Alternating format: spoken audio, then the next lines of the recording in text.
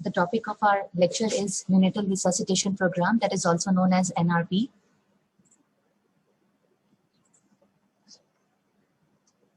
So basically we start with the definition of resuscitation. What do you understand by resuscitation?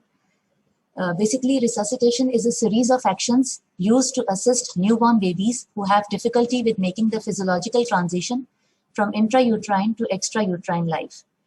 Basically, when a baby is delivered, तो एक transition होता है from the intrauterine life to the extrauterine life, and for that transition, usually baby उस transition से गुजर जाते हैं बहुत easily, but some small percentage of babies, they require some sort of help to make that transition possible. So उसको हम neonatal resuscitation कहते हैं. Okay. Most newborns are vigorous at birth. They immediately pass out through phase of transition and they start breathing, they start crying. Approximately only 10% will require some assistant at birth to begin breathing, and only less than 1% required extensive resuscitation in the form of positive pressure ventilation or mechanical ventilation at birth. Okay, this is the NRP algorithm that we all follow in our nurseries and in the labor rooms and in the operation theaters. This is the basic NRP algorithm. You must all be knowing it by heart. So we will go through each and every step of this algorithm in our preceding lecture. So you should be having the printout or a soft copy of this and go through this algorithm by heart, because each and every step is important and the timing and duration is also very important. If it is written here that these steps should be completed in 1 minute, then because this 1 minute is considered as a golden minute. If these steps are not completed in 1 minute, that is the antenatal counseling and then the assessment of the baby and then the initial steps are being done, and then you move forward. If the baby is not breathing in, even after all these after all these measures, you proceed to the positive pressure ventilation. So this initiation of positive pressure ventilation should be done in the first 1 minute, because otherwise you are making the child hypoxic, and this hypoxia is very vulnerable to the brain cells. ठीक है ना, brain cells की death start हो जाती है if they are not getting enough oxygen, and we all know that neurons जो हैं वो आपके permanent cells होते हैं, they do not regenerate once they are lost. So this is a very critical period. किसी भी newborn की resuscitation में this is a very critical period कि आपने उसको vulnerable नहीं बनाना है, आपने उसको hypoxic नहीं रहने देना है, because otherwise brain cells will die or baby will be will have a cerebral palsy in the later life. So we will go through each and every step in our preceding lecture. This is the preparation. As soon as you reach the labor room or the operation theater where the baby is being delivered, the mother is undergoing delivery. So आपने preparation क्या करनी है? Ideally, a pediatrician should be there when the delivery is being conducted. और pediatrician जो है वो ideally section या delivery के जब आपको पता है कि द डिलीवरी इज इमिनेंट, उससे पहले पीडियाट्रिशियन शुड बी देयर, और पीडियाट्रिशियन ने वहां जाके अपनी जो है वो प्रिपरेशन करनी है. What preparation should be done? Complete thorough antenatal history should be taking. इस एंटीनेटल हिस्ट्री के अंदर आपको पूछना है कि मदर को कोई क्रॉनिक इलनेस से सफर तो नहीं कर रही थी, लाइक हाइपरटेंशन था, डायबिटीज मेलाइटिस था, या जो है वो सिवियर एनीमिया था, प्री इक्लेम्शिया था, या मदर नोन केस है HIV, hepatitis B, hepatitis C, कोई भी अगर आपको सिग्निफिकेंट एंटीनेटल हिस्ट्री मिलती है फॉर मदर, तो इट विल हेल्प यू कि आपने रिससिटेशन में किन बातों का ख्याल रखना है. For example, if the mother is diabetic, so you must be knowing that if the child is born from the diabetic mother, then he has a high risk of getting hypoglycemia at the time of delivery. तो आपने hypoglycemia को prevent करने के लिए या hypoglycemia को manage करने के लिए 10% dextrose की ड्रग्स आपके पास अवेलेबल होना चाहिए. लाइक अगर मदर इक्लेम्टिक थी और मदर ने कोई जो है वो मैग्नीशियम सल्फेट या इस तरह की कोई सेडेशन ली है ड्यूरिंग द डिलीवरी, तो फिर आपको पता होना चाहिए कि बच्चा जो है वो डिप्रेस्ड रिफ्लेक्सेस के साथ हो सकता है, या मदर जो है वो कोई पॉइजनिंग के साथ थी, या मदर जो है वो ओपियोइड्स लेती रही है ड्यूरिंग प्रेगनेंसी, तो आपको पता होना चाहिए कि आपके पास एंटीडोट जो है should be handy at by your side. तो this antenatal history is very important, as well as the child factors. ये तो हमने मैटरनल फैक्टर्स की बात कर ली ना, कि मैटरनल फैक्टर्स की इंपॉर्टेंस है यहाँ पे, लेकिन बच्चे के अंदर भी अगर कोई ऐसी चीज है like the child is having hydrocephalus, या बच्चा RH इनकम्पैटिबिलिटी के साथ है, या बच्चा जो है वो सिवियरली एनेमिक है, या अल्ट्रासाउंड स्कैन्स के ऊपर एयरवे ऑब्स्ट्रक्शन की कोई चीज आपको लाइक डायफ्रेगमेटिक हर्निया आपको मिल गया है एंटीनेटल स्कैन्स के ऊपर, तो उसके अंदर भी रिससिटेशन में आपने कुछ बातों का ख्याल रखना होता है। तो उसके लिए भी आपके पास जो है वो थॉरो हिस्ट्री होनी चाहिए। हमें पता है कि हम डायफ्रेगमेटिक हर्निया का जो पेशेंट होता है, अगर बेबी का डायफ्रेगमेटिक हर्निया आइडेंटिफाई हो गया है at the time before delivery, तो आपने उसकी रिससिटेशन में आपके पास एंडोट्रेकियल ट्यूब जो है वो रेडी होनी चाहिए, because if the child requires positive pressure ventilation, आप अम्बू बैगिंग उस केस में नहीं कर सकते, ठीक है ना, वो फर्दर जो है वो एब्डोमेन डिस्टेंड करेगा और फर्दर प्रॉब्लम्स क्रिएट करेगा। तो ये सारी चीजें इंपॉर्टेंट हैं आप जब एंटीनेटल हिस्ट्री लेते हो। मदर का ब्लड ग्रुप, बेबी का blood group should be known by as soon as you reach the जो है वो डिलीवरी रूम में, आप जैसे ही पहुंचते हो आपको मदर का ब्लड ग्रुप के बारे में पता होना चाहिए, बिकॉज हमें पता है कि RH इनकम्पैटिबिलिटी की वजह से कॉम्प्लिकेशंस हो सकती हैं बेबी में, एनीमिया हो सकता है, सिवियर जॉन्डिस हो सकता है, तो आपने अकॉर्डिंगली इसको मैनेज करने के लिए प्रिपेयर होना चाहिए, ठीक है। तो एंटीनेटल हिस्ट्री आपने थॉरो कंप्लीट हिस्ट्री लेनी है कि दूसरी इंपॉर्टेंट चीज ये है कि ट्विन जेस्टेशन तो नहीं है। अगर ट्विन जेस्टेशन है तो फिर उसके अंदर आपने फर्दर क्या मैनेजमेंट करनी है, और प्लस अगर जो है वो लाए के अंदर कोई प्रॉब्लम है या प्लेसेंटा के साथ कोई प्रॉब्लम्स है, तो आप या मदर जो है वो लाइक ऑब्स्ट्रक्शन के अंदर है और उसके अंदर बच्चा जो है काफी देर तक हाइपोक्सिक रहा है, सीटीजी हम कराते हैं at the time of delivery और उससे पहले भी चल ही रहा होता है, सीटीजी में कोई एबनॉर्मेलिटीज आ रही हैं, रिदम में कोई एबनॉर्मेलिटीज हैं, डिसेलरेशंस आ रही हैं, तो हमें पता चल जाता है कि this is a high risk delivery, और हाई रिस्क डिलीवरी में आपको रिससिटेशन की हर चीज के साथ जो है वो प्रिपेयर होना चाहिए, ठीक है। इवन एंडोट्रेकियल ट्यूब और आपके लेरिंगोस्कोप्स जो हैं they should be ready by your side. तो antenatal history is very very very important. Then resuscitation एक बंदे का काम नहीं है, ठीक है, आपकी पूरी टीम होती है रिससिटेशन के लिए, और at least 2 people should be there in when you are suspecting that the child require resuscitation, तो at least 2 people should be there जो बेबी को रिससिटेट कर सकें। देन इक्विपमेंट चेक, जो जो चीजें आपको जरूरत हैं जो रिक्वायर्ड हैं at the time of delivery और फॉर दी रिससिटेशन, उन सारी चीजों को आपने चेक करना है, वर्किंग कंडीशन में है नहीं है, ये सारी चीजें। अगर लेरिंगोस्कोप आप यूज कर रहे हैं तो उसकी बैटरीज जो है वो आपकी काम करती हुई होनी चाहिए। अम्बू बैग अगर आप यूज कर रहे हैं तो अम्बू बैग जो है वो प्रॉपर फंक्शनिंग होना चाहिए। उसके अलावा जो ट्यूब्स आपको रिक्वायर्ड है लाइक एनजी ट्यूब रिक्वायर्ड है या एंडोट्रेकियल ट्यूब रिक्वायर्ड है, तो according to the approximate weight आपके पास उस पर्टिकुलर साइज की एनजी ट्यूब्स और ईडी ट्यूब्स आपके पास अवेलेबल होना चाहिए। आईवी कैनुलास जो है वो बाय साइड आपके अवेलेबल होना चाहिए अगर आपको फ्लूइड बोलस देना पड़े या आपको जो है वो हाइपोग्लाइसीमिया मैनेज करने के लिए डेक्सट्रोज का बोलस देना पड़े, तो ये सब चीजें आपकी साइड पे हैंडी होनी चाहिए, right. So you can ask any question in between also. I'll try to answer that between the lecture also. Okay.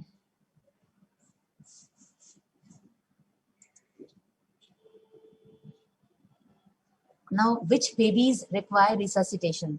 हमने पहले बात की थी कि ऑलमोस्ट 90% आपकी जो बेबीज होती हैं दे do not require any resuscitation at the time of birth. उनके अंदर स्पॉन्टेनियस ब्रीदिंग स्टैब्लिश हो जाती है, बहुत ही स्मूथ ट्रांजिशन होता है from the intra uterine to the extra uterine life, so they do not require resuscitation. आप इमीडिएटली उनको ड्राई करते हो, उनको आप जो है वो रैप करते हो और आप मदर के पास जो है वो उसको शिफ्ट कर देते हो, ठीक है। Only 10% of the babies require resuscitation, and even out of those 10%, only less than 1% require extensive resuscitation, ठीक है। तो जो 10% में भी resuscitation required है वो usually initial steps या PPV से आगे नहीं जाती है। Only less than 1% के अंदर आपको mechanical ventilation या फिर resuscitation को जो है वो endotracheal tube पास करके alternate airway के ऊपर आपको जाना पड़ता है, ठीक है। नाउ तो 90% बेबीज के अंदर या 95% बेबीज के अंदर just initial steps are required and the baby is ready to be shifted to the mother. अब ये इनिशियल असेसमेंट में क्या चीज इंपॉर्टेंट है जो आपको ये बताती है कि which babies require resuscitation? You have to answer 3 questions, and what are those 3 questions? Whether it's a term gestation और अ प्री टर्म जेस्टेशन और a post term gestation. Term gestation है, it means less chances of complications, so this is a good thing. If the baby is born is delivering at the term, तो ये baby के लिए अच्छी चीज है, इसमें कॉम्प्लिकेशंस के चांसेस वैसे ही कम हो जाते हैं। And how do you define term? Term is basically the baby which is born after 37 weeks of gestation और between 37 to 41 weeks of gestation, this is your term gestation. अगर बियॉन्ड 41 वीक्स पर deliver हो रहा है तो this is your post term baby, और before 37 weeks of gestation अगर deliver हो रहा है तो this is your pre term baby. तो ये हाई रिस्क बेबीज हो जाते हैं। Then the second answer is good muscle tone, as soon as the baby is delivered बच्चा अपना हाथ पैर हिलाना शुरू कर देता है और हमें उसकी टोन पता चल जाती है by just looking at the child. So if the child is having good muscle tone, he is moving all the four limbs spontaneously, then this is also a good thing. So if the child has good muscle tone, and third, you will ask whether the child is breathing or crying. You will ask or you will see yourself. If the child is breathing and crying vigorously, then again it's a good thing.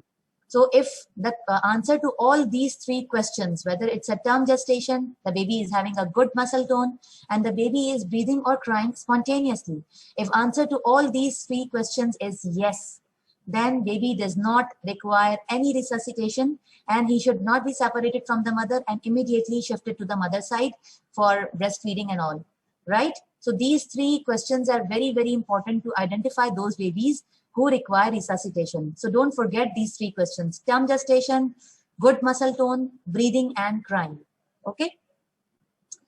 If the answer to any of these three questions is no, like if it is not a term gestation, or if it is the child does not have a good muscle tone, and if the child is not breathing or crying, answer to any of these questions is no, or all the three questions or two of the three questions is no, then the baby should not be transferred to the mother. This baby is the baby who requires resuscitation.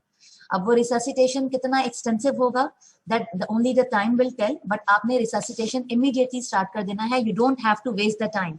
Again, अपने mind में golden minute, पहले हम कहते थे golden hour for resuscitation. Now we are coming to the golden minute of resuscitation. आपका initial first minute, as soon as the baby is delivered, आपने उस first minute के अंदर ये सारा assessment complete करना है और आपने initial steps कर लेने हैं. आपका initial assessment जो ये three questions मैंने आपको बताए हैं, these three questions should be answered in your first minute, as well as your initial steps should be done in first minute. And then what are those initial steps? तो उसको हम next slide में देख लेते हैं. Okay. These are the initial steps. आपने जब resuscitation start करनी है, these are the initial steps that you go through. Sequential या इसको हम step by step नहीं करते हैं, हम simultaneously एक साथ भी कर रहे होते हैं. Suppose two resuscitators are there, तो एक बच्चे को warm कर सकता है, दूसरा बच्चे को suction और dry कर रहा होता है. तो इसमें कोई sequence नहीं है, but these steps आपके as soon as possible, आपने 20-30 seconds के अंदर अंदर ये initial steps complete कर लेने होते हैं. ठीक है ना? और ये initial steps they are very easy.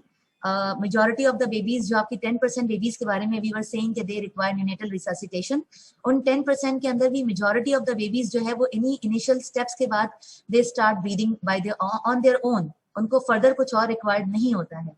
And what are these? You warm the baby, because जब baby deliver होता है from the intrauterine to extrauterine life, तो आपका delivery room का environment जो है वो जरा सा आपका body environment से जरा lower side पे होता है. तो there is a risk of hypothermia to the child, तो आपने immediately baby को warmer के नीचे डालना है, because वहाँ पे तो आपके AC चल रहे होते हैं ना, तो आपने immediately baby को warmer पे ले लेना है. ठीक है, उसके बाद आपने पोजीशन करना है एयरवे, जिसमें बच्चे को इजीली बच्चा ब्रेथ कर सके. जो न्यूट्रल पोजीशन या स्निफिंग पोजीशन होती है उसके अंदर आपने बेबी को रखना है. The neck should not be hyper extended, it should not be very flexed, because अगर बहुत ज्यादा फ्लेक्स नेक है बेबी की, उसमें भी आपका जो है वो एयरवे कॉम्प्रोमाइज होता है. If the baby is neck is very hyper extended, उसमें भी आपका एयरवे कॉम्प्रोमाइज होता है. To make a comfortable position, you keep the towel under the shoulder of the child, और फिर उसके बाद आप उसको स्निफिंग पोजीशन में ले लेते हैं. और this is the ideal position for the respiration. इसमें आपका एयरवे जो है वो ऑब्स्ट्रक्ट नहीं होता है, तो आपने प्रॉपर पोजीशन करना है बेबी को. देन सक्शन इफ रिक्वायर्ड, अगर आपको लगता है कि the baby is having lot of secretions in the mouth and in the nose, then you do the suction, but routine suction is not advised. Only in the case when you are thinking that the child has lot of secretions या उसकी secretions की वजह से airway is getting obstructed, only then you do the suction. और suction भी हम बहुत gentle suction करते हैं with minimal pressures, so that it does not lead to the trauma to the child, और फिर वो bleed नहीं करता है. तो suction के लिए हमारे पास rule होता है माउथ बिफोर नोज. आपने माउथ पे सक्शन पहले करना है, नोज बाद में करना है. याद करने का बहुत सिंपल तरीका है, एम कम्स बिफोर एन, तो आपने माउथ पहले करना है, नोज बाद में करना है. ठीक है, तो सक्शन में आपने पहले माउथ कर लिया, उसके बाद you suction both the nostrils gently, और अगर कोई वहां पे सिक्रीशंस होंगी तो उसको सक्शन आउट कर लेना है. And then you dry the baby. बच्चा जब डिलीवर होता है तो the baby is soaked in all the secretions, जो प्लेसेंटा की सिक्रीशंस होती हैं, एमनियोटिक फ्लूइड होता है, वर्निक्स कैजियोसा होता है, हर चीज के साथ बच्चा जो है वो सोक्ड होता है. तो आपने इमीडिएटली, और वो बच्चे का टेम्परेचर जो है वो फर्दर, क्योंकि वो सिक्रीशंस जो है वो आपकी वेट होती हैं तो वो बॉडी टेम्परेचर को जो है वो डिक्रीज करती हैं. तो there is a risk of hypothermia because of these secretions. तो इसमें आपने जो है वो बेबी को फौरन ड्राई करना है और स्टिमुलेशन प्रोवाइड करनी है. Sometimes the baby required stimulation. अच्छा, स्टिमुलेशन के लिए इंपॉर्टेंट चीज ये है कि आपने कहाँ स्टिमुलेट करना है. You don't have to tap the baby on the back, no, don't do this. आपने जस्ट स्ट्रोक करना है फुट को, या आप जब ये सक्शन वगैरह कर रहे हैं तो आपका बेबी वैसे भी स्टिमुलेट हो जाता है. तो आपने बेबी को उल्टा पकड़ के, जो हम पहले देखा करते हैं, या दाई जो बच्चों को हैंडल करती हैं, वो बच्चे को जो है वो लेग से पकड़ लेते हैं ना, तो you do not have to do that. It can result in brain haemorrhage. ठीक है ना. तो आपने ये नहीं करना है. You just have to stroke the baby's limbs. और आप जब सक्शन कर रहे हो, आपने जो है वो जो सक्शन ट्यूब पास की है, it is enough to cause the stimulation of the baby, right? Okay, we have one question. How can you resuscitate in case of low muscle tone? Low muscle tone के साथ resuscitation में हमें क्या problem होगा? हम तो airway और breathing establish करना चाह रहे हैं ना.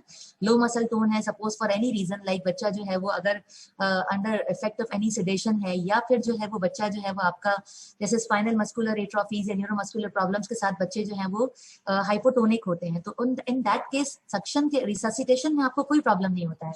हम अपनी इतनी रिससिटेशन करते हुए आ रहे हैं, इसमें बच्चे की टोन हमें रिक्वायर्ड नहीं है. सही है ना. बच्चे की टोन जैसी भी हो, आपने उसकी एयरवे मैनेज करना है, आपने उसके ब्रीदिंग स्टैब्लिश करनी है. ठीक है. और आगे अगर बच्चा इन सब चीजों के बाद भी अगर बच्चा अपनी ब्रीदिंग स्टैब्लिश नहीं करता है, तो हमें फर्दर प्रोसीड करते चले जाना है, अनलेस कि आप उसको मैकेनिकल वेंटिलेशन पे लेकर आ जाए. उसके बाद तो फिर वेंटिलेटर ने अपना काम करना है, जब तक बच्चा उस इनिशियल फेज से आउट नहीं हो जाता है. ठीक है ना. तो रिससिटेशन में कोई प्रॉब्लम नहीं होती अगर बच्चा जो है वो लो मसल टोन के साथ हो. इनफैक्ट अगर बच्चे को रिससिटेशन रिक्वायर्ड होती है, तो यूजुअली वो बच्चे बहुत ज्यादा विग्रस नहीं होते हैं. They are not moving all their limbs simultaneously. वो यूजुअली लिम्पी चाइल्ड ही होता है. ठीक है ना. बिकॉज उसकी ब्रीदिंग स्टैब्लिश नहीं है, वो कहाँ से एफर्ट लाएगा आपकी लिम्ब मूवमेंट करने के लिए ना. तो यूजुअली वो बच्चे फ्लॉपी होते हैं, बट हमें उसको रिससिटेशन में कोई प्रॉब्लम नहीं होती है. So slapping on the back to make baby cry is a wrong practice. Yes, you should not slap on the baby because baby की जो blood vessels हैं, they are very fragile. आप अगर उसको स्लैप करते हैं बैक पे, तो आपकी जो है वो स्पॉन्टेनियस हेमरेजेस का रिस्क होता है, सबक्यूटेनियस हेमरेजेस हो सकते हैं. तो this is a wrong practice. Avoid it, do not do it.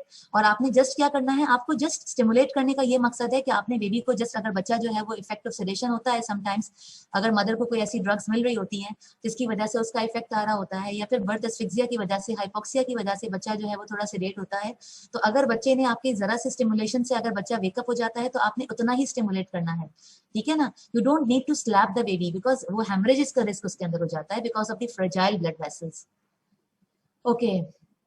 In our wards, I have seen almost all neonates being suctioned. Is there any reason why it's being done routinely?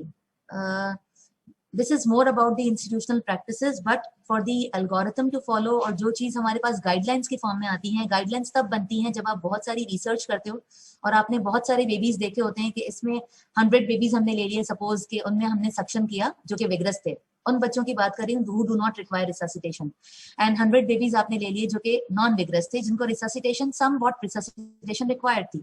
आपने यहाँ भी suction किया group A में, आपने group B में भी suction किया, और आपने आउटकम मेजर किया कि आउटकम पे क्या इफेक्ट आता है if you do the suction और if you do not do the suction. तो वो आउटकम में जब आपको कोई रिजल्ट, स्टैटिस्टिकली सिग्निफिकेंट रिजल्ट्स नहीं मिलते हैं, उसके बाद ये कंक्लूजन आती है हमारे पास कि routine suction is not required. ठीक है. अब हमारे वार्ड्स में क्या प्रैक्टिस होता है, या गायनेकोलॉजिस्ट क्या प्रैक्टिस करती हैं, वो उनकी अपनी प्रैक्टिस तो हो सकती है, but this is not a guideline. Guideline ये कहता है कि all the babies do not require routine suctioning unless अगर आपको लग रहा है कि एयरवे ऑब्स्ट्रक्शन है बिकॉज ऑफ द सिक्रीशंस, या there are lot of secretions which may hinder in the, जो कि आपकी जो है ब्रीदिंग के अंदर जो है वो प्रॉब्लम क्रिएट कर रहे हैं. Only in that case you require suctioning. Okay. Okay. Okay. Initial steps में आपकी अगेन टेम्परेचर जो है बिटवीन 36.5 एंड 37.5 सेल्सियस जो है वो आपने बेबी का बॉडी टेम्परेचर मेंटेन करना है, because hypothermia is is a big risk for the child. हम सबको पता है कि babies are vulnerable to hypothermic injury, और hypothermia के बाद body metabolism disturb हो जाता है, brain cells की जो है वो functioning affect होती है, hypoxia जो है वो brain में हो जाता है, and इन सब के बहुत devastating effects होते हैं. So this is very important that temperature should be maintained. यहाँ पे हमने ये mention किया है कि focus on thermoregulation throughout resuscitation. आपने बेबी का, हमारे पास जो वार्मर्स होते हैं ना, और जो हमारी रिससिटेशन ट्रॉली होती है उसके ऊपर बेबी का टेम्परेचर भी शो हो रहा होता है. तो through out the period of resuscitation आपने बेबी का temperature between 36.5 to 37.5 Celsius maintain करना है. ठीक है. और प्री टर्म इन्फेंट्स के अंदर बिकॉज रिस्क ऑफ हाइपोथर्मिया बहुत ज्यादा होता है, तो इनके अंदर अदर इंटरवेंशंस में ऑल्सो भी रिक्वायर्ड. आप इनको प्लास्टिक बैग्स के अंदर रैप कर सकते हो ताकि हीट लॉस ज्यादा ना हो, बिकॉज आपकी नर्सरीज का या फिर आपके ऑपरेशन थिएटर्स का या लेबर रूम का जो टेम्परेचर होता है वो तकरीबन 25-26 डिग्री सेंटीग्रेड इस तरह से मेंटेन होता है. तो उनके अंदर जो है वो आपने हीट लॉस को प्रिवेंट करने के लिए प्लास्टिक रैप या बैग के अंदर उनको रैप कर देना है. Thermal mattresses can be applied. और हेड, आपका बेबी के अंदर जो है वो surface area of the head is largest. ठीक है ना. आप देखेंगे अगर बेबी जब डिलीवर होता है या initial few months of the life के अंदर the head size is comparatively bigger than the body size. तो वहां से जितना सरफेस एरिया ज्यादा होगा हीट लॉस उतना ही ज्यादा होगा. जब हीट लॉस जहां से ज्यादा हो रहा है तो उस हीट लॉस को प्रिवेंट करने के लिए हम बेबी को जो है वो हेड कवर कर देते हैं, हेड अप्लाई कर देते हैं. This is very important for the pre term infants. हम हर बेबी में ही तकरीबन जो है वो हेड कवर करना एडवाइस करते हैं, but very important for the pre terms. Okay, initial steps जो हम पहले करते हुए आ रहे हैं उसमें कुछ और चीजें इंपॉर्टेंट हैं. Delayed cord clamping. Delayed cord clamping जो है ये अगर बेबी जो है वो आपका टर्म है तो आप तकरीबन जो है वो 30 सेकेंड्स का जो है वो लैप लगते हैं. जैसे ही बच्चा डिलीवर होता है इमीडिएटली हमारे जो लेबर रूम्स होते हैं वहां पे एक रश क्रिएट हो जाता है, cut the cord, cut the cord, cut the cord. No, you don't have to rush for cutting the cord. आप 30 सेकेंड्स का वेट उसमें कर सकते हैं. 30 सेकेंड्स का वेट करने से क्या होगा, बच्चे का हीमोग्लोबिन इंप्रूव हो जाता है. तो delayed cord clamping is advise for term babies. आप उसके अंदर अगर 30 सेकेंड्स का डिले ले लेते हैं तो it's not at all a problem. Pre टर्मर babies के अंदर क्योंकि वहां पे रिस्क ऑफ रिससिटेशन मतलब कि उनको रिक्वायर्ड हो सकता है रिससिटेशन, तो आप हाइपोक्सिया की जो है वो ज्यादा रिस्क है as compare to delayed cord clamping. का जो बेनिफिट है उसके मुकाबले में कहीं ज्यादा हाइपोक्सिया का रिस्क है, तो वहां पे प्रोबेबली आप इमीडिएटली कट कर सकते हो. But for the term infant this is the guideline that cord clamping should be delayed for at least 30 seconds. Okay, now if you are resuscitation in a term baby, then the resuscitation gas जो आप oxygen दे रहे हो बच्चे को, it should be 21% for a term baby. अब 21% का baby का मतलब ये है कि अगर आप टर्म बेबी को रिससिटेट कर रहे हो तो you can resuscitate in the room air also. जरूरी नहीं बच्चे को आपने ऑक्सीजन मास्क लगा के ऑक्सीजन प्रोवाइड करनी ही है. नो, आप रूम एयर के ऊपर उसको रिससिटेट करो and then you monitor the preductal saturations. अगर प्रीडक्टल सैचुरेशंस आपको गाइड करती हैं कि आपने ऑक्सीजन लगानी है या नहीं लगानी है, इफ द प्रीडक्टल सैचुरेशंस आपकी टारगेट लिमिट के अंदर अंदर रीच कर रहे हैं तो आपने एक्स्ट्रा ऑक्सीजन नहीं देनी है, because we all know that oxygen is also a medicine और उसके अपने जो है वो हैजार्डस इफेक्ट्स होते हैं, स्पेशली आपकी प्री टर्म बेबीज के अंदर या टर्म बेबीज के अंदर भी हो सकते हैं. तो ऑक्सीजन आपने रूटीनली नहीं प्रिस्क्राइब करनी है. Then agar baby is less than 35 weeks gestation, like if the baby is a preterm baby and the gestational age is less than 35 weeks, then in those babies also the starting gas should be 21 to 30%. हमारे पास ये जो है वो gadgets available होते हैं जिससे आप oxygen की सैचुरेशन को जो है कॉन्सेंट्रेशन को जो है वो मेजर कर सकते हैं कि लाइक हमें 21% देना है, हमें 30% देना है, 40% देना है. जितना भी परसेंटेज ऑफ द गैस आपको रिक्वायर्ड है आप उसको वेल्व के थ्रू मेजर कर सकते हो और कंट्रोल कर सकते हो, बट आपको टारगेट करना है प्रीडक्टल सैचुरेशंस.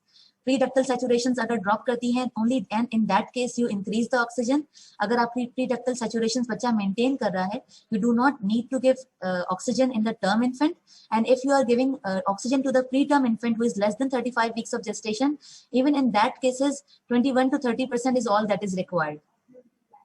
Then continue to target saturations using your preductal saturation monitor. Okay, now we have questions. Let's see the questions first. How does delayed cord clamping cause hypoxia? No, delayed cord clamping does not cause hypoxia. I was saying about the preterm babies. If the preterm baby requires resuscitation, he is not breathing, he is not having a good muscle tone, he is not breathing, he requires resuscitation immediately. तो अगर आप 30 seconds का जो delay लेकर आते हो उससे क्या होगा कि आपकी resuscitation delay होगी. आपको रिससिटेशन का डिले नहीं करना है कॉर्ड क्लैंपिंग को डिले करके, ठीक है ना। डिलेड कॉर्ड क्लैंपिंग आप टर्म बेबीज के अंदर तो एडवाइस कर सकते हो जिसके अंदर आपको रिससिटेशन रिक्वायर्ड नहीं है, but for those babies who require resuscitation, वहां पे डिलेड कॉर्ड क्लैंपिंग से आपको जितना फायदा होता है उससे कहीं ज्यादा जब आप रिससिटेट नहीं करते हो और बेबी हाइपोक्सिक हो जाता है तो उसका रिस्क उससे कहीं ज्यादा है। तो in that cases delayed cord clamping is not advocated. I hope you get this answer. How do we monitor preductal saturations? I will tell you in the later slides. हमारे पास जो है वो सैचुरेशन प्रोब्स होती हैं और उसको हमने कहाँ लगाना होता है, I will tell you in the later slides. Okay, what is the target preductal saturation? इसका भी हमारे पास टेबल है। यूजुअली तो हमारे पास हम कहते हैं ना कि मोर देन 94% सैचुरेशन आपने मेंटेन करके रखनी है, बट फॉर द बेबीज आपकी जो ट्रांजिशन हो रही है from the intra uterine life to the extra uterine life, initial 10 minutes के अंदर आपकी हर मिनट के लिए डिफरेंट टारगेट सैचुरेशन की रेंजेस हैं। I will show you the table for the preductal saturations और उससे आपको अंदाजा हो जाएगा कि जब आप रिससिटेट कर रहे हो तो टाइमिंग्स कितनी इंपॉर्टेंट है। अगर आप 1 मिनट फर्स्ट 1 मिनट के अंदर आप रिससिटेट कर रहे हो और ऑक्सीजन सैचुरेशन अगर 70% पे आ रही है तो हम परेशान नहीं होते, ठीक है ना, बिकॉज वो टारगेट सैचुरेशन के साथ कोइंसाइड कर रही होती है। लेकिन अगर आप 10 मिनट्स के बाद या 15 मिनट्स के बाद कर रहे हो और इवन एट दैट टाइम आपकी सैचुरेशन जो है वो 70% या 80% आ रही हैं, इसका मतलब है अब गड़बड़ है, ठीक है। बच्चे को ट्रांजिशन करने के लिए उसकी ऑक्सीजन सैचुरेशन आपकी जो नॉर्मल सैचुरेशन तक रीच करने के लिए तकरीबन 10 मिनट्स का टाइम लेता है वो। आई will show you the chart in the next slide. Okay, What was the benefit of delayed cord clamping? Basically delayed cord clamping से क्या होगा कि इतना immediate extra volume of the blood जो है बच्चे को मिल जाएगा अगर आप cord clamping delayed करते हो।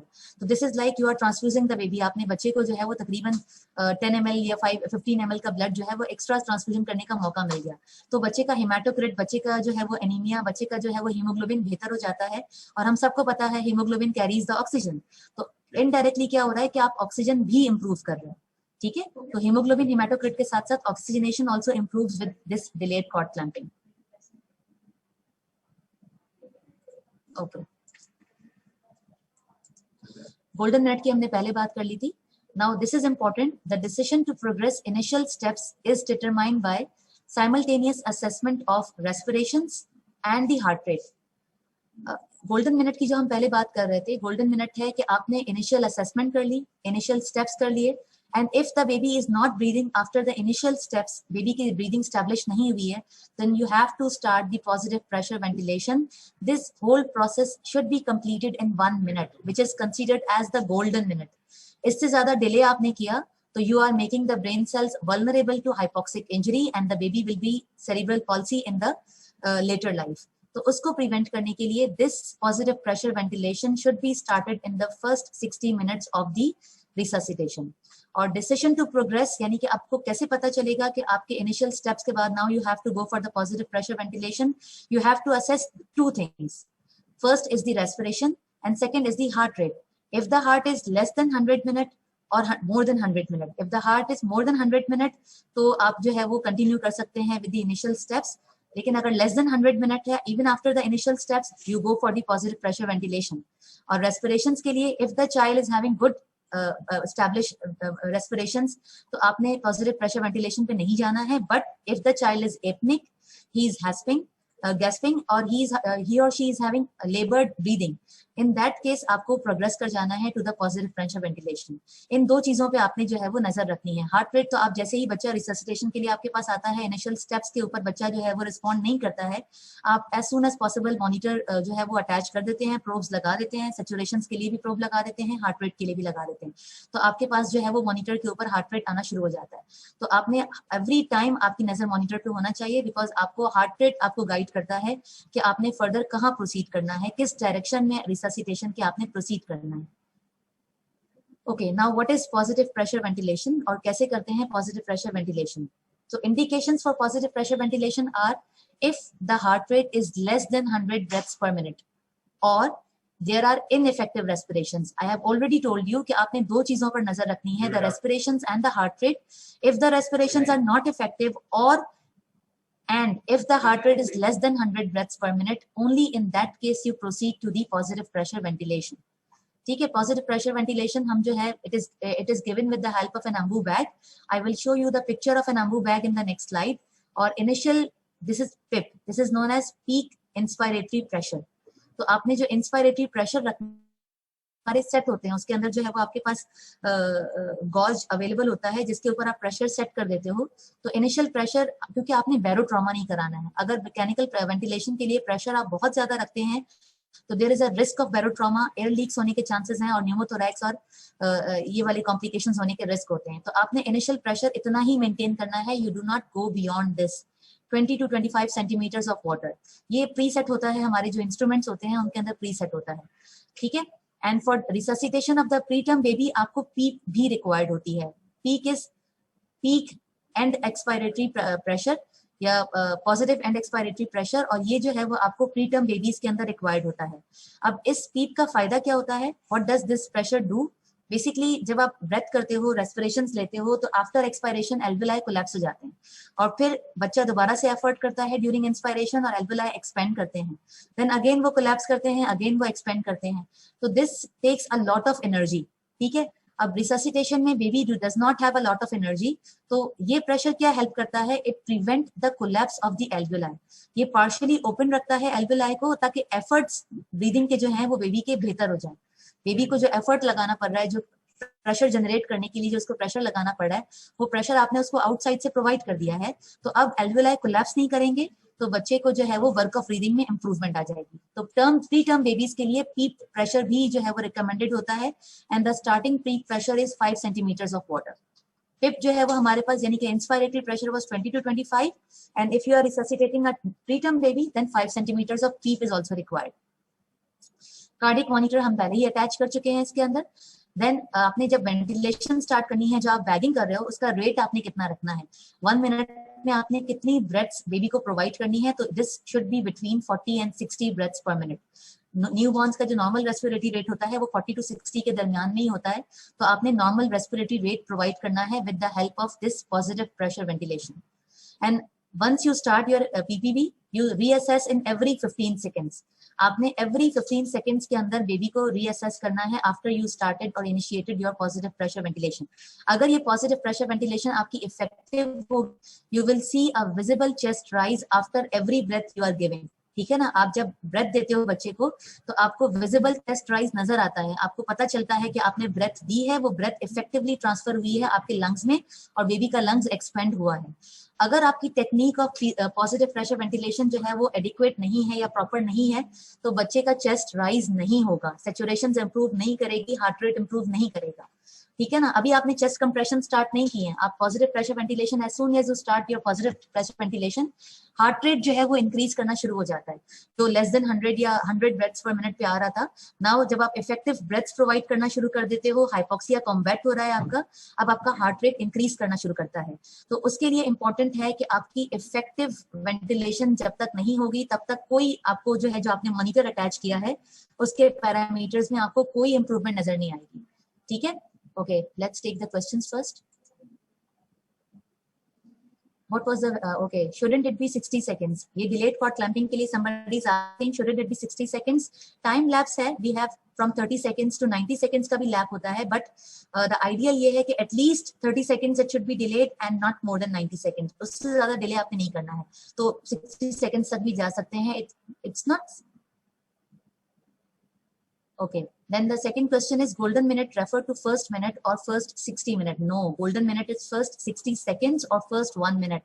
60 मिनट्स तो बहुत ज्यादा हो जाता है। पहले हम फर्स्ट गोल्डन आवर की बात किया करते थे, बट अब हम ये देखते हैं कि आपके ब्रेन सेल्स जो हैं वो विद इन मिनट्स जो है वो हाइपोक्सिया की वजह से उनकी डेथ स्टार्ट हो जाती है, एपोप्टोसिस स्टार्ट हो जाता है, नेक्रोसिस स्टार्ट हो जाती है। तो आपने इनिशियल फर्स्ट मिनट के अंदर ही रिससिटेशन, इफेक्टिव वेंटिलेशन स्टैब्लिश करनी है।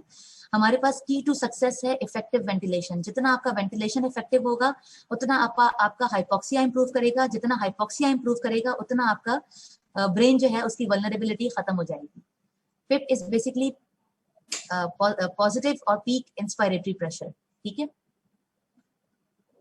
ये प्रेशर्स आपने देने होते हैं फॉर द इफेक्टिव वेंटिलेशन। ये आपके जो है वो प्री फॉर्म जो गैजेट्स हमारे पास हैं उनके अंदर जो है वो ये प्रेशर्स सेट करने का हमारे पास जो है वो तरीका होता है। Let me show you the picture of this Ambu bag. This is an ambu bag, ठीक है, for the resuscitation of the newborn you require this, ठीक है। इसके अंदर आपको ये नजर आ रहे हैं, यहाँ पे ये मार्किंग्स नजर आ रही है, ठीक है ना। तो ये बेसिकली आपका PIP जनरेट होता है यहाँ से, तो ये 20, 25, 30, 35, 40।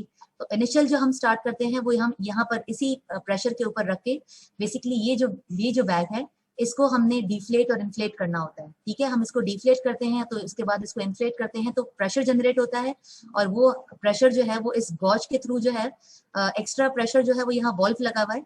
अगर हम बहुत ज्यादा फोर्स के साथ भी इसको करते हैं तो ये वॉल्व जो है एक्स्ट्रा प्रेशर को डिसिपेट कर देता है। This is the pop of valve. ये एक्स्ट्रा प्रेशर डिसिपेट करके जितना रिक्वायर्ड होता है, जितना आपने सेट रखा होता है कि 20 to 25 के दरमियान में, ये उतना ही प्रेशर जो है वो अंदर लेकर जाता है टू प्रिवेंट दी बैरोट्रॉमा।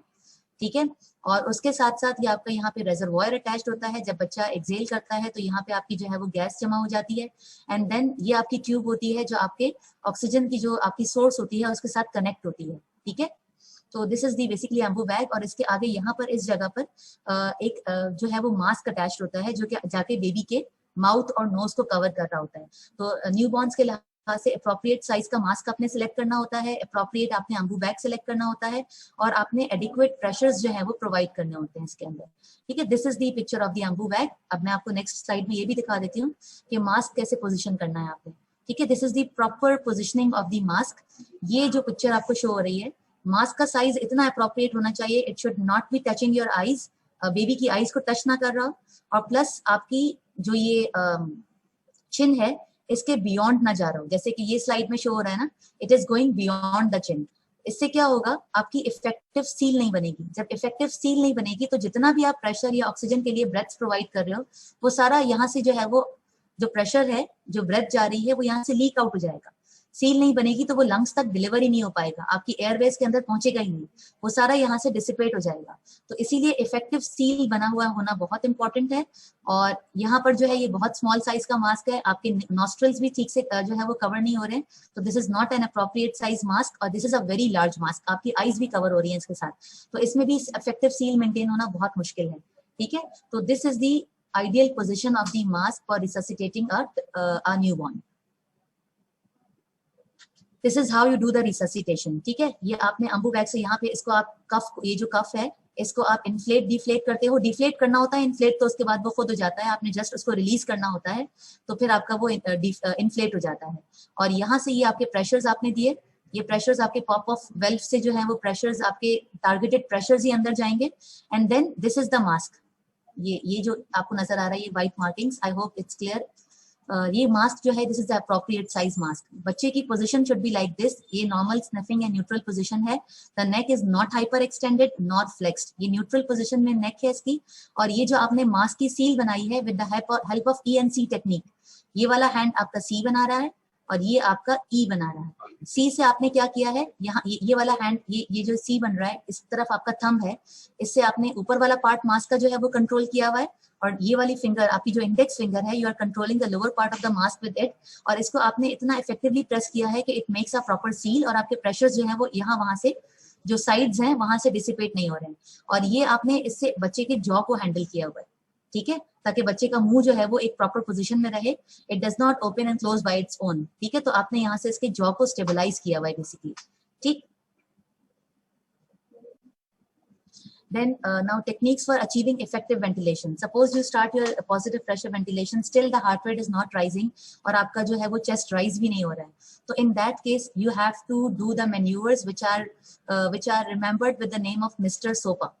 ठीक है, अब इसमें आपने 2 steps each time करना है और फिर देखना है कि आपकी positive pressure ventilation effectively establish हो गई है या नहीं। ठीक है, सपोज आपने पीपीवी स्टार्ट किया, the chest is not rising and the heart rate is not improving, तो आपने क्या करना है, M for mask, you have to adjust the mask to assure good seal on the face. ठीक है, आपने मास्क को प्रॉपरली पोजीशन करना है और साथ में reposition airway by using head to sniffing position. आपने एयरवे की पोजीशन और मास्क की एडजस्टमेंट को जो है वो एट फर्स्ट स्टेप में आपने ये करना है। इसके बाद आप दोबारा पीपीवी देते हैं and you see the for the chest rise and the heart rate, still your chest is not rising, heart rate is not improving. Now you proceed to S. S means suction. हो सकता है secretions हैं, इसकी वजह से आपकी airway obstruction है, तो in that case आपने suction करना है mouth and nose for the secretions if they are present, and you open mouth slightly, ताकि आपकी एयरवे प्रॉपर पोजिशन हो, and you move the jaw forward. ये प्रॉपर पोजिशनिंग में ही आ जाती हैं ये दोनों चीजें भी, और सक्शन आपकी सिक्रीशंस को रिमूव करने में हेल्प करती हैं ताकि इफेक्टिव वेंटिलेशन स्टैब्लिश्ड हो। इवन आफ्टर जब आपने एस और ओ भी कर लिया, the chest is still not rising and the heart rate is not improving, या फिर हार्ट रेट इंप्रूव नहीं कर रहा है, चेस्ट राइज कर रहा है, इन दैट केस आप प्रेशर इंक्रीज कर सकते हैं। जो प्रेशर हमने पहले स्टैब्लिश किए थे, I told you about the pressures, यहाँ पे हमने बात की थी कि इनिशियल प्रेशर्स जो रिक्वायर्ड हैं, they are 20 to 25 centimetres of water, और ये हमें जो है वो गाइड करता है कि ये कहाँ पे जा रहा है, ठीक है ना। जब आप ये डिफ्लेट करते हैं ना, तो इसकी नीडल मूव करती है, यहाँ पे एक नीडल होती है वो मूव करती है, तो आपको ये गाइड करता है कि आपने कितना जोर से इसको जो है वो पुश करना है। तो दिस इज वेरी इंपॉर्टेंट कि आपने ये इस पे नजर रखनी है और इतना ही प्रेशर प्रोवाइड करना है। अगर ज्यादा प्रोवाइड कर देते हैं तो पॉप ऑफ वेल्व उसको डिसिपेट कर देता है, बट स्टिल आपने ये इफेक्टिव जो है वो प्रेशर्स यहाँ से अप्लाई करने हैं। देन अगर 20 to 25 के ऊपर भी आपकी जो है वो इफेक्टिव वेंटिलेशन स्टैब्लिश नहीं हुई है, then you can increase the temperature. Each step पे आप 5 सेंटीमीटर्स का जो है वो प्रेशर इंक्रीज कर सकते हैं, 35 सेंटीमीटर्स तक जाना, मतलब मैक्सिमम लेवल जो है वो 35 सेंटीमीटर्स तक आप जा सकते हैं। देन इसके बाद भी अगर आपने पीवी कर लिया, उसके बाद भी इफेक्टिव वेंटिलेशन स्टैब्लिश नहीं हो रही है, remember with the effective ventilation I mean the heart rate is not increasing और the chest is not rising और both of them is not happening, then in that case आप A पर आ जाते हो। A means airway, so you consider the alternative of the airway. Maybe आपकी इसी airway में कोई प्रॉब्लम है, कॉर्नल एट्रीजिया है या कोई और प्रॉब्लम है, तो इफेक्टिव वेंटिलेशन स्टैब्लिश नहीं हो रही है, तो you go for the alternative airway. आप उसको इंट्यूबेट कर दें एंडोट्रेकियल ट्यूब पास करके, या फिर we have an option of the laryngeal mask airway, और उसके साथ आप जो है वो फिर वेंटिलेशन स्टैब्लिश करने की कोशिश करें। But the thing is you have to maintain, you have to establish the adequate ventilation, because जब तक there is no ventilation there is no oxygenation. Remember this thing, the ventilation is the key step in the resuscitation of a newborn. ठीक है, circulation से भी ज्यादा newborn के अंदर ventilation, effective ventilation is most important.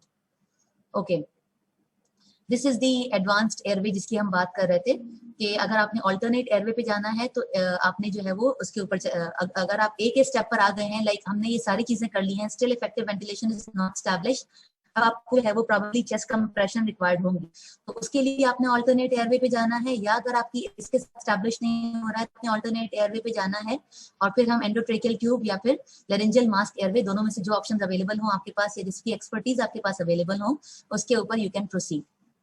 Okay, now if intubation is not successful, initially तो हम पहले एंडोट्रेकियल ट्यूब पास करते हैं, but for some reason if intubation is not successful, then alternate आपके पास है कि आप laryngeal mask airway जो है वो आप यूज कर सकते हैं। और किस तरह कितनी आपने एंडोट्रेकियल ट्यूब को इनसाइड पास करनी है, this is done by measuring the distance. आपका ये शो हो रहा है इसके अंदर, ट्रेगस से लेकर आपका जो नोज का ब्लेड है यहाँ तक का डिस्टेंस आपने मेजर करना है। देन फ्रॉम दी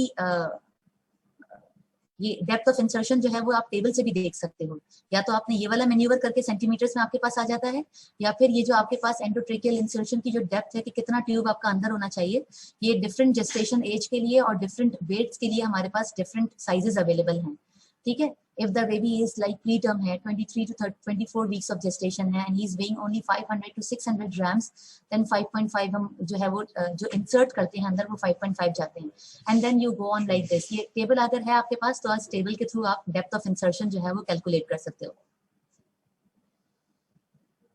ओके, अगर इंट्यूबेशन के बाद भी अगर आपका जो है वो patient is not maintaining saturation, hypoxia still is there, तो उसके लिए जो निमोनिक हम यूज करते हैं कि अगर आपने ऑल्टरनेट एयरवे भी डाल दिया, ऑल्टरनेट एयरवे डालने के बाद भी आपकी सैचुरेशन इंप्रूव नहीं कर रही हैं, ठीक है ना, तो उस या फिर चेस्ट राइज नहीं कर रहा है, तो उस केस में जब आपने ऑल्टरनेट ट्यूब डाली है या आपने बच्चे को इंट्यूबेट कर दिया है, तो उस केस में जो आपका रिससिटेशन फेलियर हो रहा है या हाइपोक्सिया हो रहा है, उसको we learn with the help of the mnemonic dope.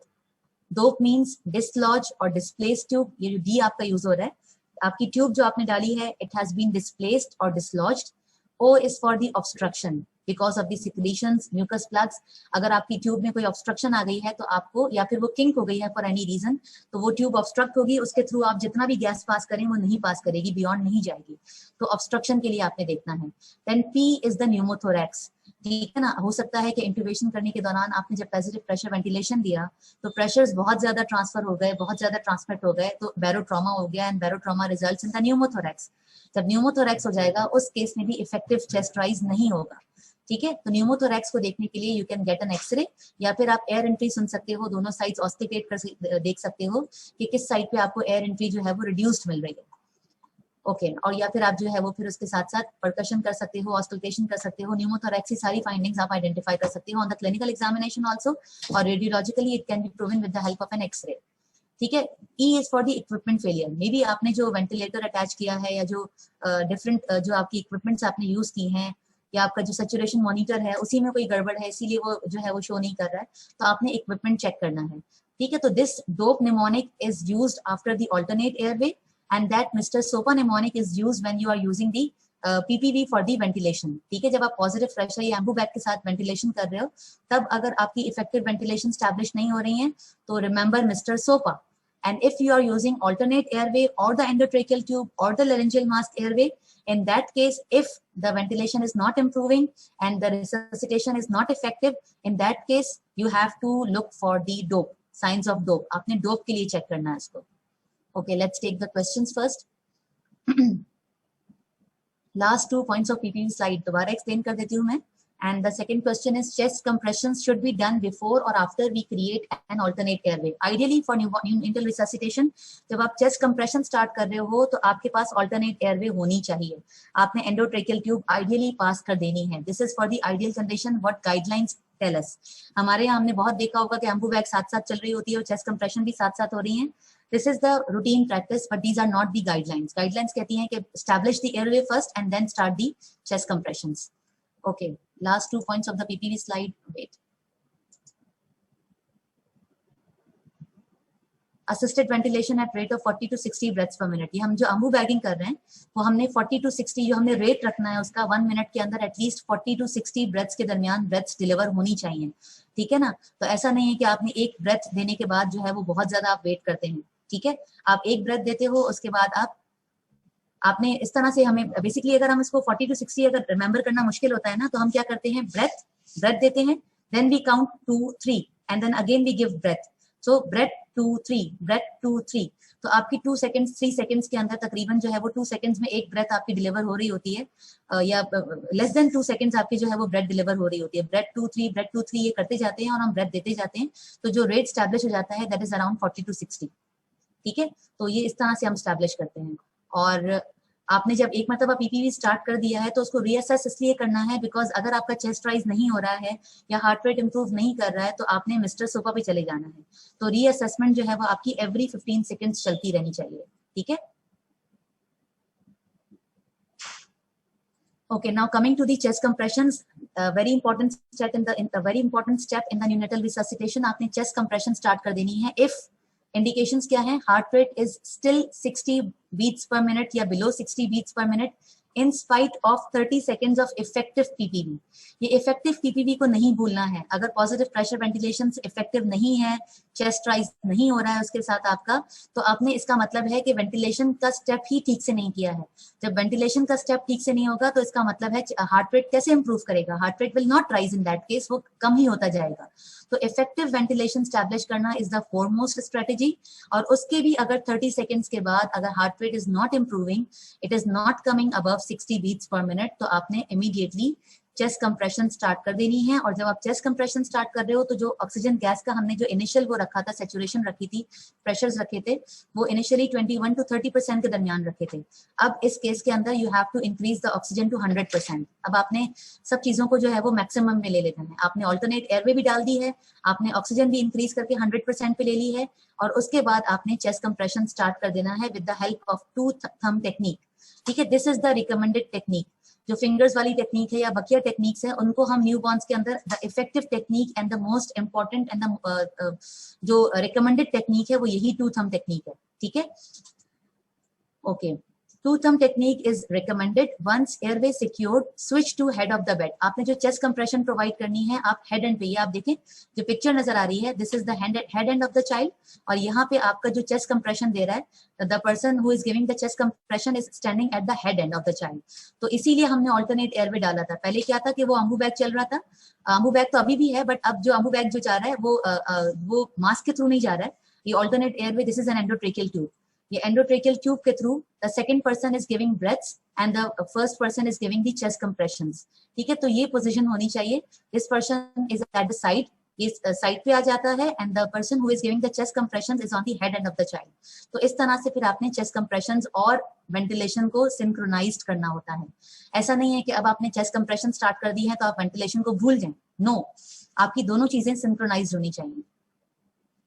Cardiac monitor is preferred for the assessment of the heart rate, और चेस्ट कंप्रेशंस आपने 60 सेकेंड्स तक चेस्ट कंप्रेशंस प्रोवाइड करना है और उसके बाद आपने रीअसेस करना है। ठीक है, रीअसेस करना है फॉर दी, तो आपने देखना है कि हार्ट रेट में कितना इंप्रूवमेंट आया है, बच्चे का कलर कितना इंप्रूव हुआ, क्लिनिकली जो है वो ब्रेथ साउंड्स कैसे आ रहे हैं, बच्चे के सैचुरेशंस कहाँ तक पहुंची हैं, ये सारी चीजें आपने रीअसेस करनी है बेबी के अंदर। ठीक, नाउ इफ अगर आपकी चेस्ट कंप्रेशंस तो और आप अम्बू बैगिंग कर रहे हैं, स्टिल बच्चा जो है उसकी हार्ट रेट में इंप्रूवमेंट नहीं आ रहा है, आपने चेस्ट कंप्रेशन स्टार्ट कर दी है, heart rate is still below 60 beats per minute after at least 30 seconds of effective PPV. आपकी पीपीवी के 30 सेकेंड्स के बाद और 60 सेकेंड्स ऑफ चेस्ट कंप्रेशंस, आपने एक पूरा साइकिल कंप्लीट कर लिया। आपने पहले पॉजिटिव प्रेशर वेंटिलेशन स्टार्ट की, जब वो इफेक्टिवली स्टैब्लिश हो गई आपने 30 सेकेंड्स तक उसको कंटिन्यू किया। देन अगर उस पर भी इंप्रूवमेंट नहीं आ रही है इफेक्टिव पीपीवी के बाद, आपने चेस्ट कंप्रेशन स्टार्ट की और चेस्ट कंप्रेशन स्टार्ट करने के 60 सेकेंड्स तक आपने वेट किया। 60 सेकेंड्स पे जब आप रीअसेस कर रहे हो, even in that case the heart rate is not improving, उस कंडीशन में आपने फिर जो है वो फार्माकोलॉजिकल मैनेजमेंट पे आ जाना है। You have to give the shot of an epinephrine. ठीक है, एपिनेफ्रीन का डोज आपने जो देना है उसके लिए जो प्रिफर्ड रूट है वो हमारा आईवी है, but if IV access is not established या आपके पास आईवी एक्सेस स्टैब्लिश होने में टाइम लग रहा है, तो इन दैट केस आप ईटीटी के थ्रू भी दे सकते हैं। तो we have 2 routes for giving epinephrine. For first dose के लिए आप ईटीटी से भी दे सकते हो अगर आपके पास आईवी एक्सेस नहीं है, बट सब्सीक्वेंट डोजेस के लिए you do require an IV access, तो आप एक्सपर्टीज बुला के आप आईवी जो है वो मेंटेन करा लेते हो। ठीक है, और आईवी एक्सेस के लिए हमारे पास न्यूबॉर्न्स के अंदर आप पेरिफेरल आईवी से भी दे सकते हैं और आपके पास सेंट्रल लाइंस भी मौजूद होती हैं। आपकी जो ये यूट्राइन वेसल्स होती हैं, ये अम्बलाइकस के अंदर आपकी जो है विजिबल होती हैं, आप वहां से भी ट्यूब पास करके वहां से भी आप जो है वो एपिनेफ्रीन दे सकते हैं। ठीक है, इनिशियल डोज जो हमें रिक्वायर्ड होती है आईवी के साथ, इट्स 0.01 mg पर केजी टू 0.03 mg पर केजी, और आप एक सिंगल डोज देते हो, इसको आप रिपीट कर सकते हो आफ्टर जो है वो तकरीबन 2 मिनट्स के इंटरवल के ऊपर आप एपिनेफ्रीन को दोबारा रिपीट भी कर सकते हो। ठीक है, जब तक कि आपकी इफेक्टिव वेंटिलेशन और सर्कुलेशन स्टैब्लिश ना हो जाए, हार्ट रेट इंप्रूव ना कर जाए, तब तक आप एपिनेफ्रीन को रिपीट कर सकते हो। ठीक है, उसके साथ साथ आपने कुछ ऑल्टरनेट चीजों के लिए भी देखना है। अगर आपको बच्चा लग रहा है कि बच्चा इज इन हाइपोवोलेमिक शॉक, तो आपने वॉल्यूम प्रोवाइड करना है। बच्चा हाइपोग्लाइसीमिक था तो आपने जो है वो ग्लूकोज प्रोवाइड करना है। टेम्परेचर तो हमने थ्रू आउट रिससिटेशन जो है वो स्टैब्लिश करना है। या कोई और इंडिकेशन थी जिसके अंदर आपने लाइक नेलेक्सोन अगर देना है या कोई और चीज आपने देनी है, तो वो साथ साथ आपने असेस करना है और उन चीजों को भी करना है। But this is the algorithm for the routine resuscitation, जो कि जिस बच्चे में रिससिटेशन रिक्वायर्ड है उनके अंदर जो आपने स्टेप्स के साथ गो थ्रू करना होता है। दिस इज ऑल, ये सारा जो अभी तक हमने पढ़ा है ये इन्हीं चीजों के ऊपर डिपेंड कर रहा था। ठीक है, मैं दोबारा से इसको रीड कर लेती हूँ। ठीक है, फर्स्ट स्टेप के अंदर क्या है आपके पास, सॉरी, ठीक है, तो इसमें आपके पास जो है वो एंटीनेटल हिस्ट्री है, देन टीम ब्रीफिंग है, इक्विपमेंट चेक है। Now the baby is delivered, यहाँ बर्थ लिखा हुआ है, the baby is delivered. Now you have to answer 3 questions, term, tone and the breathing or crying. If the child is term, if the tone is good and the child is breathing or crying, then if the answer to all these 3 questions is yes, then you ship the child to the mother और उसको routine care provide करनी है, mother feed start करा देना है, warm करना है, and this is all that is required. If the answer to any of these 3 questions is no, in that case आपने करना है, वार्म करना है बच्चे को। जो इनिशियल स्टेप्स की हमने बात की थी कि आपने बच्चे को वार्म करना है, ड्राई करना है, सक्शन करना है बच्चे को और स्टिमुलेट करना है।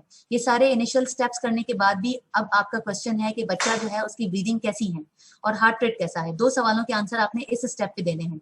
If the child is having apnoea और gasping and the heart rate is below 100 beats per minute, अगर ये वाले चीजें हमारे पास आ रही हैं तो फिर आपने स्टार्ट कर देना है positive pressure ventilation with the help of an Ambu bag. उसके साथ साथ आपने मॉनिटर्स अटैच कर देने हैं और साथ में आपने कार्डियक इलेक्ट्रोड्स लगा के उसका हार्ट रेट मॉनिटर करना शुरू कर देना है with the help of an ECG. ठीक है। अगर जो है बच्चा जो है वो एपनिक नहीं है, गैस्पिंग नहीं है, बट इज हैविंग लेबर्ड ब्रीदिंग, तो उस या फिर उसके बच्चा जो है वो is having cyanosis, in that case आपने जो है वो पोजीशन करना है, क्लियर करना है एयरवे को, सैचुरेशन मॉनिटर अटैच करने हैं, सप्लीमेंटल ऑक्सीजन देना है आपने, और CPAP आपने जो है वो उसको ये असिस्टेड वेंटिलेशन के ऊपर रख लेना है बच्चे को। यहाँ पे हम उन बच्चों की बात कर रहे हैं जिनके अंदर जस्ट लेबर्ड ब्रीदिंग है, वो एपनिक या गैस्पिंग नहीं है, या उनका हार्ट रेट बिलो 100 नहीं है, ठीक है। उनको हमने जो है वो CPAP के ऊपर रख लेना है, जिससे उसको जो है वो वेंटिलेशन, इफेक्टिव वेंटिलेशन मिलती रहेगी, ठीक है। अब हम आ जाते हैं जो हमारा मेन एल्गोरिथम है उसके ऊपर आ जाते हैं, ठीक है। उसके साथ आपने क्या करना है, अगर आपने पॉजिटिव प्रेशर वेंटिलेशन स्टार्ट कर दिया है, इफेक्टिव वेंटिलेशन आपका स्टैब्लिश हो गया है, बट हार्ट रेट जो है वो आपका still below 100 beats per minute है, अगर answer to this question is yes, now you proceed to the chest compressions. और चेस्ट कंप्रेशंस के लिए आपने क्या करना है, पहले उसको ऑल्टरनेट एयरवे पास करनी है, आपने हेड एंड के ऊपर आ जाना है बच्चे के, और साथ में आपने क्या करना है, ऑक्सीजन को 100% कर देना है। अगर आपकी इफेक्टिव वेंटिलेशन स्टैब्लिश हो गई थी, उसके बाद भी heart rate 100 beats per minute से बिलो था तो, लेकिन अगर इफेक्टिव वेंटिलेशन स्टैब्लिश नहीं हुई थी, in that case remember mister SOPA, पहले आपने वेंटिलेशन करेक्टिव स्टेप्स ठीक करने हैं। जब वेंटिलेशन करेक्टिव स्टेप्स ठीक हो गए हैं, चेस्ट राइज हो रहा है बच्चे का, उसके बावजूद हार्ट रेट इंप्रूव नहीं कर रहा है, उसके बाद हम चेस्ट कंप्रेशन पे आते हैं, ठीक है। अगर आपका हार्ट रेट बिलो 60 है after effective ventilation, now you come to the chest compressions, और वही हमने 100% ऑक्सीजन की बात की थी, और बच्चा जो आप हेड एंड के ऊपर आ जाते हैं, आपकी एंडोट्रेकियल ट्यूब पास हो चुकी है, now you start giving chest compression, और चेस्ट कंप्रेशन आपने 60 मिनट्स तक कंटिन्यू करनी है। आफ्टर 60 मिनट्स आपने रीअसेस करना है, अगर 60 मिनट्स नहीं, 60 सेकेंड्स, 60 सेकेंड्स के बाद भी heart rate is still below 60 after effective chest compression and PPV, तो फिर आप IV एपिनेफ्रीन के ऊपर स्विच कर जाते हो, ठीक है। And if after giving epinephrine the heart rate is persistently below 60 beats per minute, तो जैसे हमने बात की थी कि बच्चा अगर आपको हाइपोवोलेमिक लग रहा है तो आपने जो है वो उसको वॉल्यूम रिससिटेशन देनी है, हाइपोग्लाइसेमिक लग रहा है तो, या आपने ग्लूकोज चेक किया हाइपोग्लाइसेमिक है तो ग्लूकोज देना है बच्चे को, या फिर न्यूमोथोरैक्स की वजह से भी हो सकता है कि आपकी हार्ट रेट इंप्रूव नहीं कर रहा है, इन दैट केस आपने एक्सरे के लिए कॉल देनी है, और इमीडिएट अर्जेंट नीडल थोरैकोटमी आप कर सकते हैं to improve the ventilation and the heart rate, ठीक है। और ये प्री डक्टल सैचुरेशन की जब हम टारगेट की बात कर रहे थे कि जब बेबी डिलीवर हो जाता है तो फर्स्ट मिनट के अंदर target saturation should be around 60 to 65%। अब हमारे पास क्या होता है, जैसे ही हम जो है प्रोब लगाते हैं राइट हैंड के ऊपर, उस प्रोब के ऊपर जो है सैचुरेशन आना शुरू हो गई 70, एक पैनिक हो जाता है कि 70 सैचुरेशन है, 70 सैचुरेशन है, ऑक्सीजन अटैच करो, ये करो वो करो। No, this is the target saturation for that baby at that time. 1 minute पे 60 to 65, 2 मिनट्स के ऊपर 65 to 70, 3 मिनट्स पे 70 to 75, 4 मिनट्स पे 75 to 80, 5 मिनट पे 80 to 85, और ये एडल्ट सैचुरेशन 10 मिनट्स के ऊपर जाके 85 to 95%, जो बड़े बच्चों की सैचुरेशन होती हैं वो स्टैब्लिश करने में बच्चा नॉर्मली भी जो है वो 10 मिनट्स का टाइम लेता है। तो you do not need to panic if the child saturation is 65% at 1 minute or 80% at 4 minute। आपने पैनिक नहीं करना है, ये प्री डक्टल टारगेट सैचुरेशन है उसकी, ठीक है। तो आपने राइट हैंड पे जो आप लगाते हो प्रोब, वो आपको प्री डक्टल सैचुरेशन ही बताता है, तो उसके अकॉर्डिंगली आपने इसको देख लेना है और उसी को टारगेट करना है, ठीक है। Okay, the first golden minute includes first assessment plus PPV or also the alternate airway। no, the first golden minute का मतलब ये है कि आपका initial assessment हो जाए, initial steps हो जाए, and you initiate the positive pressure ventilation। this is all that is required in the first minute। chest compressions और वो तो बाद में टाइम लेता है, उसमें आपका फर्स्ट मिनट नहीं आता है, लेकिन आपकी वेंटिलेशन स्टार्ट हो जाए ये आपका फर्स्ट मिनट है, बिकॉज वेंटिलेशन स्टार्ट नहीं होगी तो बच्चा हाइपोक्सिक रहेगा तो ब्रेन डेथ के चांसेस है, ठीक है। Okay, we give epinephrine, ETT और IV. Which one is recommended? The recommended route is intravenous। ठीक है, और इंट्रावीनस के अंदर हमारे पास न्यूबॉर्न्स के अंदर आपकी जो यूवी लाइंस या यूए लाइंस होती हैं उनका भी ऑप्शन होता है, जो यूट्राइन वेसल्स होती हैं उनके थ्रू भी आप ट्यूब डाल सकते हैं, या आप पेरिफेरल आईवी कैनुला मेंटेन कर सकते हैं। अगर आईवी कैनुला मेंटेन होने में टाइम लग रहा है या आपके पास आईवी एक्सेस जो है वो अभी स्टैब्लिश फॉरन नहीं हुआ है, तो इन दैट केस अगर आपको इमरजेंसी एपिनेफ्रीन देना है तो आप ईटीटी के थ्रू भी दे सकते हो with a higher dose. IV की डोज कम होती है, ईटीटी की डोज जरा सा हायर साइड पे होती है, ठीक है। Okay, ETT means endotracheal tube.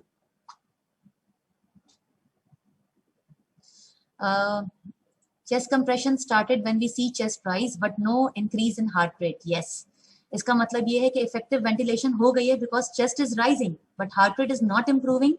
After 30 seconds of effective ventilation, in that case, you proceed to the chest compressions. So this is different from CPR because two things are given together.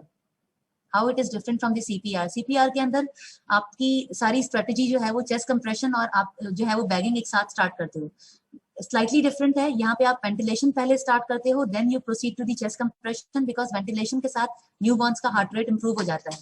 ठीक है ना. Newborn's के अंदर जो है वो circulation से ज्यादा इंपॉर्टेंस आपकी वेंटिलेशन की होती है. तो you start with the ventilation but then if with the ventilation your heart rate is not improving, you proceed to the chest compressions.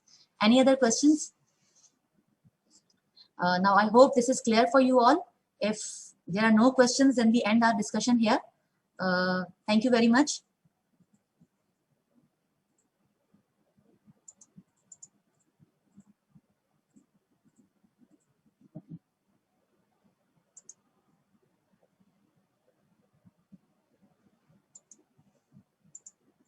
Madam chat देखिए. क्या देखिए? चैट देख ली मैंने, आंसर कर दिया मैंने. ठीक है, तो अब मैं लीव कर सकती हूँ ना?